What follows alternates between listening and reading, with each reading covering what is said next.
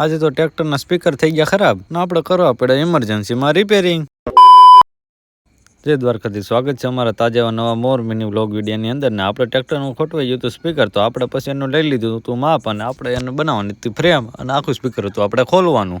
Welding કામમાંથી હું ધીરે ધીરે આવી ગયો છું લાઇટ ફિટિંગમાં.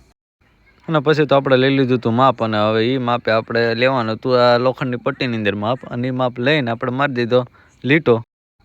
ચોખ્ખું આપણે મારી દીધો તો લીટો, કેમ કે આપણને માપ ન ભૂલાઈ જાય. ભાઈ આમે ઘણી વખત એવું થાય છે કે ભૂલાઈ જાય. પછી કર્યું આપણે ગ્રાઇન્ડર વેતું અને બોલાવી દીધી બાકાજી કે નાની મોટી અને કર્યા તીખારા. જે માપે આપણે કાપી લીધી હતી લોખંડની પટ્ટી, અને હવે આપણે એની અંદર પાડવાના હતા હોલ અને કરી દીધું આપણે મશીન ચાલુ. કારખાને સવારના પરમાં ઘાયા કામ પતાવીને પછી આપણે બે ગયા ટ્રેક્ટરની અંદર અને કરી લીધી આજે આપણે ટ્રેક્ટરની હોત સવારી. બાકી આપણે ગાડીની સવારી કરતા હોય દરરોજ. અને પછી તો આપણે ફાઇનલી ચડાવી દીધું હતું ટ્રેક્ટર રોડે, અને ટ્રેક્ટર હાલતું હતું લટર પટર 200 કિલોમીટર ટ્રેક્ટર હકાવ્યા પછી આપણને ફાઇનલી મળી ગયો તો ઈંટનો ભઠ્ઠો, અને પછી ત્યાંથી આપણે ભરી લીધી બધી ઈંટું. પછી તો આપણે ટ્રેક્ટર નારીમાં ભરવાની હતી ઈંટું, અને ઈંટું ભરીને આપણે નીકળી જઈએ પછી આપણા ઘર બાજુ.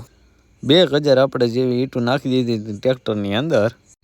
પછી પાછા કારખાને આવી જતા, અને હવે બધું કહે કામ પતાવીને પછી આપણે મળશું આપણે આવતા નવા મોર મિની વ્લોગ વિડીયોની અંદર. ચાલી ગયું બધા ડાયરાને રામ રામ.